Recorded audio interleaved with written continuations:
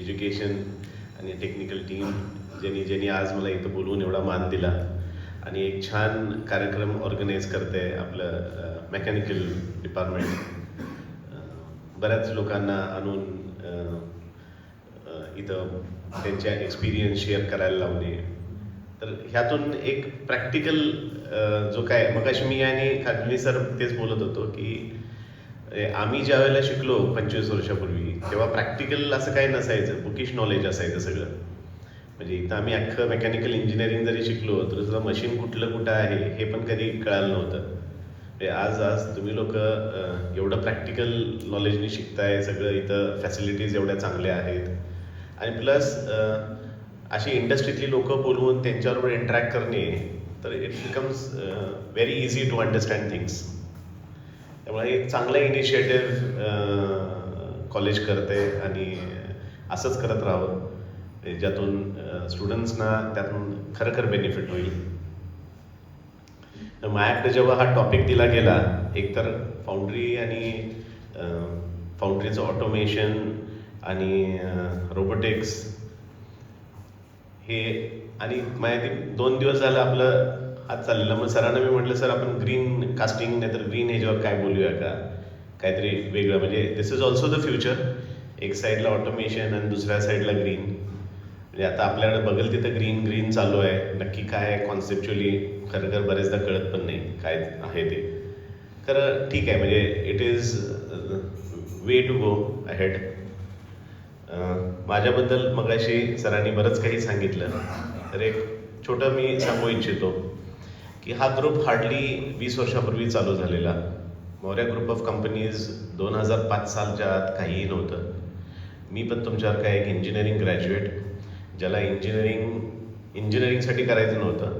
मला UPSC द्यायची होती कारण माझे वडील गव्हर्नमेंट सर्व्हिसेसमध्ये होते आणि it was just for the sake की एक चांगली डिग्री असावी म्हणून मी इंजिनिअरिंग केलं. मला इंजिनिअरिंग क्षेत्रात काय फार आवड नाही तर फार काय करायचं होतं असं काही नव्हतं. 3दा UPSC दिली, 3दा ग्रँडली नापास झालो. करायला काहीच नव्हतं. त्यातून चुकून मी इंडस्ट्रीमध्ये आलो. 2005ला सुरुवात एक सिंगल मशीन घेऊन एक 5 लोकांपासून आज जवळजवळ 1,500-2,000 लोक. आज कंपनीची उलाढाल 500 कोटीची.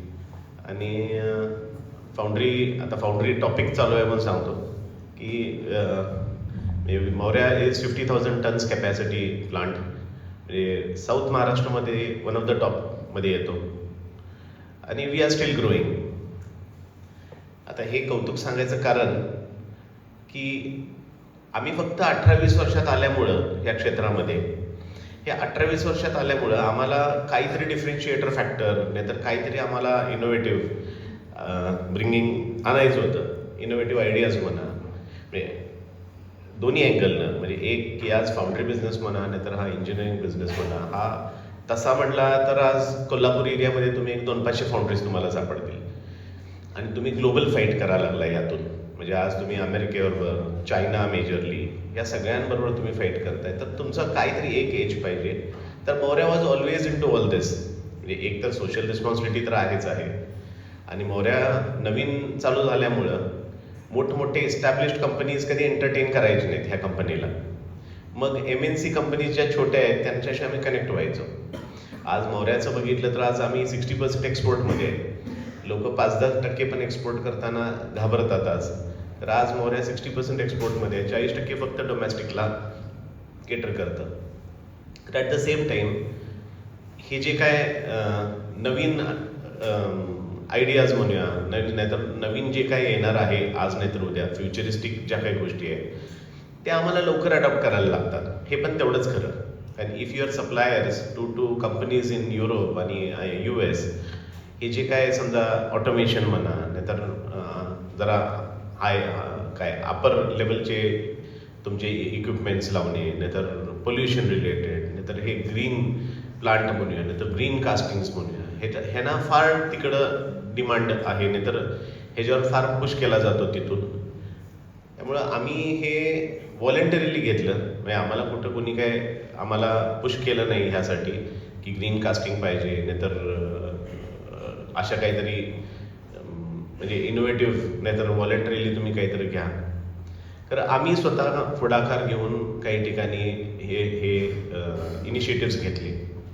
त्यामध्ये सगळ्यात पहिला एक तर कल्चरली आम्ही MNCsना देत असल्यामुळे culturally we are strong enough की नाही MNC कल्चरप्रमाणेच प्लांट चालले पाहिजेत. त्यामुळे आमचे प्लांट जर तुम्ही बघितले they have to be green, they have to be eco friendly, आणि प्लस इक्विपमेंट्स म्हणा नाहीतर फॅसिलिटीज म्हणा हे सगळे इंटरनॅशनल लेवलच्या असायला पाहिजेत. कारण आमच्याकडं दर आठवड्याला कुठल्या तर फॉरेन डेलिगेटचं व्हिजिट्स असतात. तर दुसऱ्या साईडला जाताना एक सामाजिक बांधिलकी म्हणून हे ग्रीन इनिशिएटिव्ह घेणं एक आम्हाला वाटत होतं की काहीतरी करूया. ठीक आहे, मी प्लांटेशन करतो, हे करतो, ते करतो, तर काहीतरी एक वेगळी इनिशिएटिव्ह घेणे. त्यामुळं आम्ही गेले 1-2 वर्षापूर्वी ग्रीन कास्टिंग काय असतं इथून सुरुवात केलं. पहिल्यांदा आम्ही वाचले TVSची एक ब्रेक्स इंडिया म्हणून कंपनी चेन्नईची, त्यांनी ग्रीन कास्टिंग डेव्हलप केलं. आता त्यांना वोल्वोनं पुश केलं म्हणून त्यांनी ते ग्रीन कास्टिंग डेव्हलप केलं. तर मग ते काय असतं ह्याच्यावरती आमचा अभ्यास सुरू झाला. कारण at Maurya we were always keen on की काहीतरी नवीन सांगा, काहीतरी वेगळं सांगा, काहीतरी अशा गोष्टी ज्या कोणी केलेल्या नाही आहेत. फाउंड्री म्हटलं की कास्टिंग काढणार आहे, फाउंड्री म्हटलं की भारीतले इक्विपमेंट्स लावणार आहेत. आज आता रोबोटिक्स यामध्ये यायला लागलं आहे, ऑटोमेशन यायला लागलं आहे, ते विथ टाईम येत राहतं. तर व्हॉलेंटरीली काहीतरी गोष्टी करणे जे आज नाही तर उद्या येणार आहेत तुमच्या डोर स्टेपला, आणि काही गोष्टी तुम्ही अवॉइड करू शकत नाही. एक वेळ आज रोबो लावला नाही तर सुद्धा चालू शकेल. ठीक आहे, आज ऑटोमेशन फार चांगल्या लेवलपर्यंत चाललेलं आहे. तर काही गोष्टी आता समजा युरोपनं आता CBAM म्हणून चालू करते 2026 पासून, कार्बन बॉर्डर मेकॅनिझम असं काहीतरी आहे ते. Any product that you sell त्याला कार्बन किती इमिट झालाय त्यातून हे तुम्ही डिक्लेअर करायला पाहिजे, आणि त्या कार्बन किती तुम्ही इमिट केलाय ह्याच्यावरती तुमच्या प्रोडक्टवरती तिथं टॅक्स बसणार. म्हणजे जेवढं जास्तीत जास्त तुम्ही पोल्युशन कराल तेवढं जास्त त्याच्यावर टॅक्स बसणार. टॅक्स बसणार म्हणजे काय, ऑफकोर्स टॅक्स म्हणजे त्यांच्यासाठी पण ते कॉस्टली असणार आहे घेणं. कारण at the same time you are going to be non competitive. म्हणजे आज जर एखाद्या प्रॉडक्टवरती जर 50% जर ड्युटी लागायला लागली तर उद्या इंडियातून तो प्रॉडक्ट जाणारच नाही. कारण 150 रुपयाला काय तिथं काही घेणार नाही ते 100 रुपयाचा प्रॉडक्ट. तर मग हे CBAM आता यायला लागलं, US काही नवीन अजून यायला लागल्या गोष्टी, इकोवॅडियस आणि हे. तर हे काय असते, कशासाठी असतं, म्हणजे आम्हाला कुठल्या कस्टमरनं पुश केलं नव्हतं. खरं हे आज नाही तर उद्या आल्यानंतर मग पळापळी करण्यापेक्षा आपण आत्तापासूनच त्यावरती का अभ्यास करू शकत नाही. मग त्यात काम चालू झालं आणि फायनली मी अंडरस्टूड, म्हणजे तो विषय समजून घेणे सगळ्यात पहिला की हे काय असतं, आणि मग त्याच्यावरती अभ्यास करणे. म्हणजे पहिला विषय समजण्यापासून काय असते हे पण माहीत नाही, हे जे इनडायरेक्ट फायदे माहीत होते की आज नाहीतर उद्या ह्या ग्रीन सर्टिफिकेशननं at least we understand the process की हे कसं असतं. मग पहिला आम्ही अंडरस्टँड करून घेतलं हे ग्रीन कास्टिंग नावाचा प्रकार काय असतो. सेकंड स्टेज म्हणजे मग त्याच्यावरती काम करायला सुरू केलं, डेटा जनरेशन चालू केला, आणि मग प्रोसेसेस काय चेंज केल्या, तुम्ही पार्ट्स म्हणजे आतले रॉ मटेरियल्स काय चेंज केले, रिसायकल्ड वापरलं, ह्या सगळ्या गोष्टी एक तुम्ही करत गेल्यानंतर फायनली एक प्रोडक्ट बनतो ज्यामध्ये कास्टिंग आपलं कार्बन इमिशन मी 0 बनणार नाही, खरं नेट 0ला जात नाही ते, खरं बेअर मिनिममला येऊन थांबतं. बेअर मिनिममला म्हणजे विच इज निग्लिजेबल, विच इज म्हणजे सेट टू बी नेट 0 लेवलला. तर ते काम केल्यानंतर कळालं की काय असू शकतं, आणि ह्याला असे फार काय रॉकेट सायन्स नाही आहे. हा अंडरस्टँडिंग फक्त आहे या सब्जेक्टचा की हे काय आहे आणि तुमची विलिंगनेस, आणि ह्यातून एक सोशल नाहीतर एक इंटरनॅशनल प्लॅटफॉर्म तर आहेच आहे. खरं हे उद्या एन्व्हायरमेंटसाठी सिरियस मॅटर असणार आहे. म्हणजे आज डेव्हलप्ड कंट्रीजनी आयुष्यभर इंडस्ट्रियलायझेशन या आहे तेवढं सगळं कार्बन इमिट करून टाकलेलं आहे, आणि आता ह्या डेव्हलपिंग कंट्रीजना हे तत्त्वज्ञान शिकवत आहेत ह्या अशा सगळ्या सोशल रिस्पॉन्सिबिलिटीज आणि ग्लोबल वॉर्मिंग आणि ह्या सगळ्या गोष्टींची. तर ठीक आहे, आज पोल्युशन ह्या लेवलला चाललंय, नाहीतर वॉर्मिंग ह्या लेवलला चाललंय, आज आपल्याला त्याचे साईड इफेक्ट्स कळतात. म्हणजे you would be surprise rather. मी पण सरप्राईज झालेलो जेव्हा मी अमेरिकेला गेलेलो. म्हणजे आमच्या एका मोठ्या कस्टमरच्या एका मोठ्या फाउंड्रीला बघायला, म्हणजे तेव्हा तिथं त्यांनी एवढं हायलाईट केलं की आमची फाउंड्री अशी, आमच्या फाउंड्रीमध्ये असं चालतं, तिथं सरळ म्हणजे एकदम सिस्टमॅटिक, आणि प्लांट तर बघण्यासारखं आहे, हे ते वगैरे वगैरे. म्हणजे आम्ही कोल्हापूरमधली नाहीतर इंडियातली म्हणून 4 मोठे फाउंड्रीवाले गेलेलो, तिथं आम्हाला त्यांनी एकदम नेऊन दाखवलं वगैरे प्लांट. आणि टू माय सरप्राईज ते लोक अजून क्युपोला यूज करत होते. म्हणजे त्यांनी प्रेझेंटेशनमध्ये हे दाखवायचा प्रयत्न केला की आम्ही किती ग्रीन झालोय आता आणि आम्ही किती we care for the environment. वेरॅज त्यांचं म्हणणं होतं की आम्ही मागच्या वर्षी आमच्या सगळ्या फर्नेसेस काढल्या आणि इलेक्ट्रिकला आलो. Now we are emitting this limit of carbon, जे भारतामध्ये 25 वर्षापूर्वी बंदी आली. म्हणजे भारतामध्ये 2020 पासून मला नाही आठवत की कुणी क्युपोलावाला प्लांट, क्युपोला म्हणजे सगळ्यात क्रूड मेथड ऑफ फाउंड्री, म्हणजे जी गावठी फाउंड्री म्हणतो आपण, म्हणजे ज्याला कोक वगैरे लावून एक दिवस आधीच पेटवून सगळं त्याचा काय बेस तयार करणे आणि दुसऱ्या दिवशी ती रन करणे. क्युपोला म्हणजे एकदम बेसिक लेवल. म्हणजे आपल्या इथं जर बघितलं, त्याच कंपनी, ज्या कंपनीच्या ह्या भल्या मोठ्या फाउंड्रीला मी गेलेलो, जे ते वर्ल्ड क्लास म्हणून हायलाईट करत होते, त्याच कंपनीने भारतामध्ये जर तुमच्याकडे क्युपोला असला तर वेंडर कोड नाही हे 2004 पासून सांगायला सुरू केलेलं. आणि 2024ला आम्हाला ते नेत आहेत वर्ल्ड क्लास फाउंड्री बघायला, जिथं क्युपोला चालत होती 1 वर्षापूर्वीपर्यंत.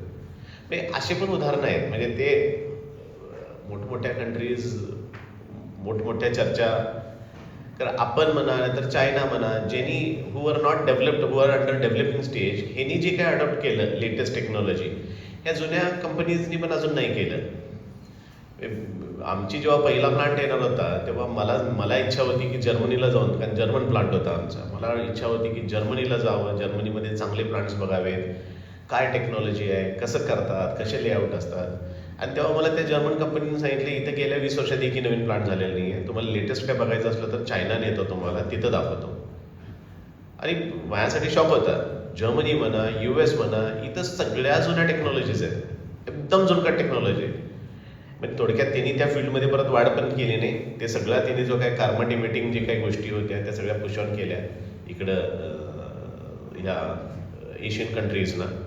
आणि मग ते मेजर सर्व्हिसेसमध्ये गेले. This is the way how it goes actually. Developed countries सर्व्हिसेसमध्ये जास्त असतात आणि प्रायमरीमध्ये नसतात.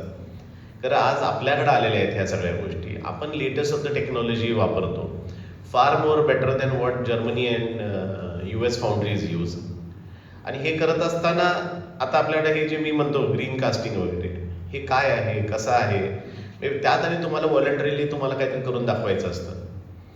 त्यामुळं आम्ही ते ग्रीन कास्टिंग बघणे, समजून घेणे काय आहे, त्याच्यावर अभ्यास केला. 1.5-2 वर्ष आम्ही त्याच्यावर काम केलं आतल्या टीमने आणि फायनली वी गॉट थ्रू. आणि we are the 3rd company in India ज्यांनी ग्रीन कास्टिंग बनवलं. पहिले 2 जे होते हे TVS ग्रुपचे, हे वोल्वोसाठी झाले. पॅसेंजर कारला युरोपमध्ये थोडासा पुश आहे.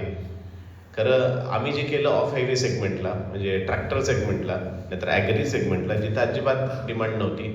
डिमांड नव्हतं म्हणजे there was no push as such. खरं आम्ही व्हॉलंटरीली केलं.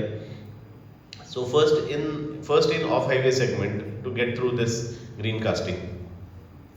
ह्याच्या पुढचं हे झाल्यानंतर आमचं चालू झालं अजून काय असावं, ह्याच्यावरती अजून आता म्हणजे how can we go ahead of this. मग आम्ही आता ग्रीन कंपनीच्या मागं सुरू केलं. What is a green company now.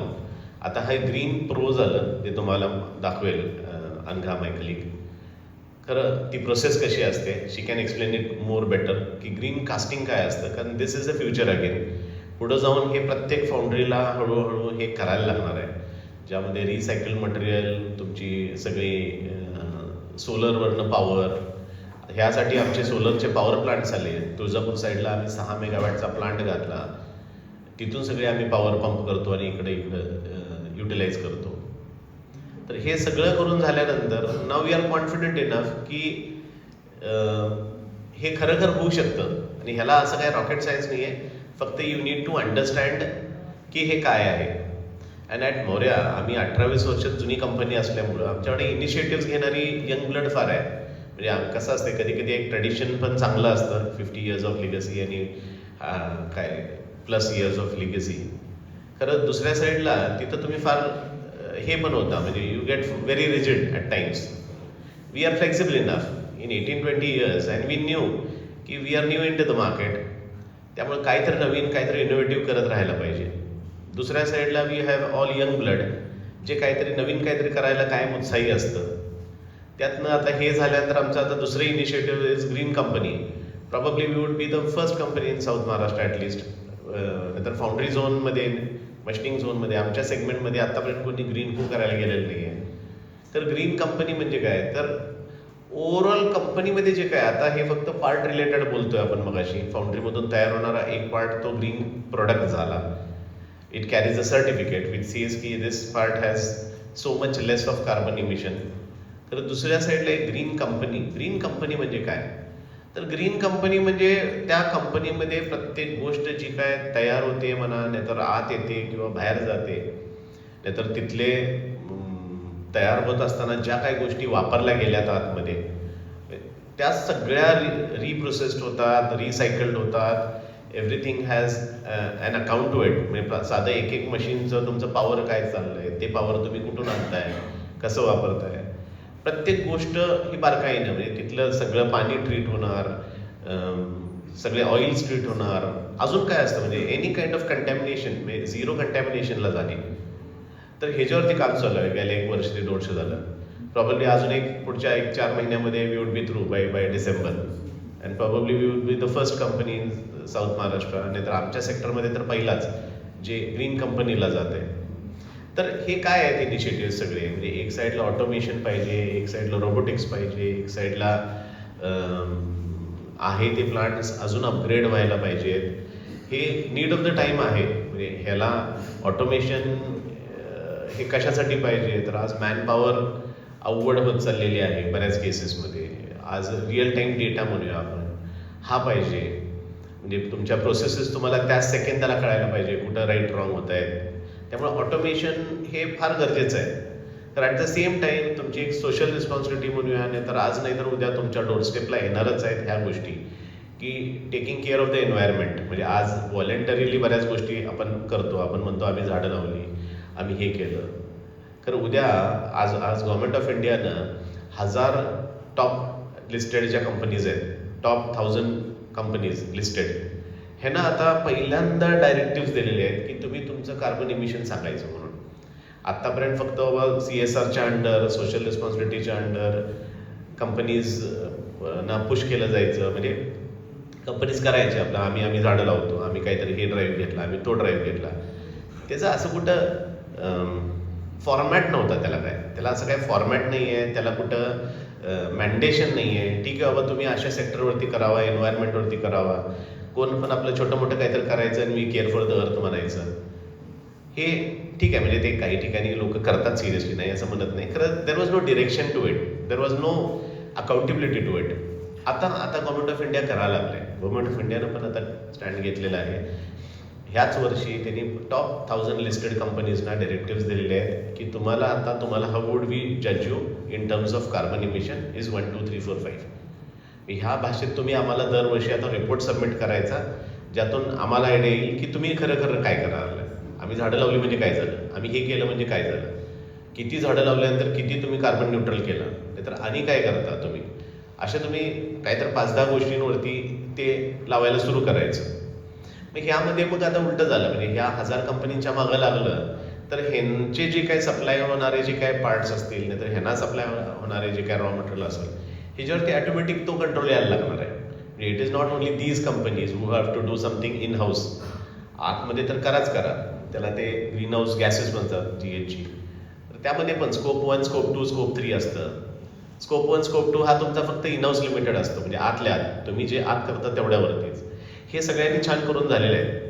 आता स्कोप 3 म्हणजे आता तुमच्याकडे बाहेरनं येणारं मटेरियल कसं आहे, ते येताना गाडीतून कुठून लांबणं येतं, त्यातून किती कार्बन इमिट होतं, मग तुम्ही ते न्यूट्रल करायला काय करताय, ह्याच्यावरती आता कामं. आणि हे हळूहळू पुश होत जाणार आहे. त्यामुळं हे एन्व्हायरमेंट रिलेटेड जे काय आहे, म्हणजे आत्तापर्यंत जे काय डेव्हलप कंट्रीजनी केले, बऱ्याच गोष्टी करून झालेल्या आहेत.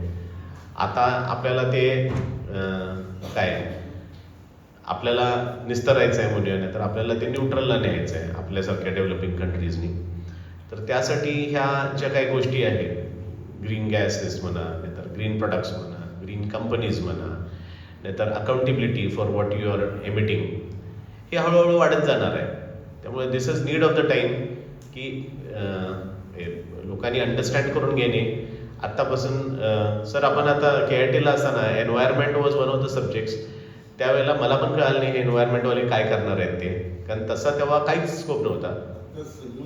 आता सगळं फिरून आज या एन्व्हायरमेंट आता इज डुईंग वंडर्स. म्हणजे दे आर टॉकिंग सेन्स नाव असं झालंय. एन्व्हायरमेंट इंजिनिअरिंगचा किती रोल होता हे तेव्हा कळालं नव्हतं 25 वर्षापूर्वी. आज ह्या सगळ्या नवीन जे काय गोष्टी पुढे यायला लागल्या आहेत, तर हळूहळू दिस वुड बी अ लॉ. हे लॉमध्ये पण रूपांतर होणार की कुणी किती हे करायचं. आज गाड्या बघितल्या आपण तर कंटिन्युअस अपग्रेड होत चाललेल्या आहेत. बऱ्याच गोष्टी म्हणजे साधे इलेक्ट्रिक तुम्ही आता हे लाईट्स म्हणा, हे LED हे ते करत चाललोय. म्हणजे this is all related to how much are you emitting out of it. तर this is need of the time.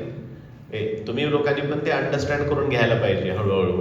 प्रत्येक गोष्टीमध्ये कसं आपण ग्रीनर आउटलुक आणू शकतो ह्याच्याकडं थोडासा लक्ष.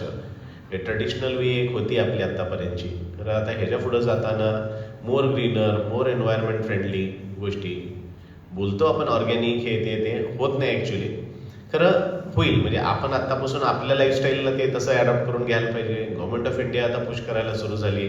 आतापर्यंतची तर काही अकाउंटेबिलिटी नव्हती या सगळ्या गोष्टींची, आणि ह्यासाठी मग विलिंगली लोकांनी पुढे पण यायला पाहिजे.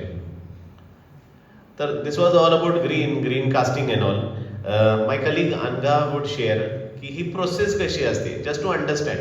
कारण हे प्रत्येक फाउंड्रीला आज नाही तर पुढच्या 5-10 वर्षात कंपल्सरी करायला लागणार आहे. कारण आम्ही हे इनिशिएटिव्ह घेतलं मागच्या वर्षी, तर हे पुढच्या 5 वर्षात टेक इट फ्रॉम मी 2030 वगैरे हे प्रत्येक फाउंड्रीला हे कंपल्शन असणार आहे. प्रत्येक पार्ट बरोबर त्याचं इमिशन सर्टिफिकेट द्यायचं की किती तुम्ही इमिट करायला लागलाय कार्बन, आणि त्यातून किती हार्म करताय एन्व्हायरमेंटला, किंवा मग उलटं ह्याच्यावर तुम्ही किती वर्षात काम करणार आणि काय लेवलला आणणार ह्याच्यावरती तरी काम करायला लागणार. आणि हे मॅन्डेशन येणार. This would be a law in next 5 years. त्यामुळे we all have to be ready with this green policy, जी अजून कुठेही नाही आहे. खरं 5 वर्षात नक्की येणार, कारण आपण पण बरेच करार केलेले आहेत इंटरनॅशनल फोरमवरती, where we have to get down our emissions. आणि हे आता हे मॅन्डेशनमध्ये आल्यानंतर ऑटोमॅटिक होणारच आहे.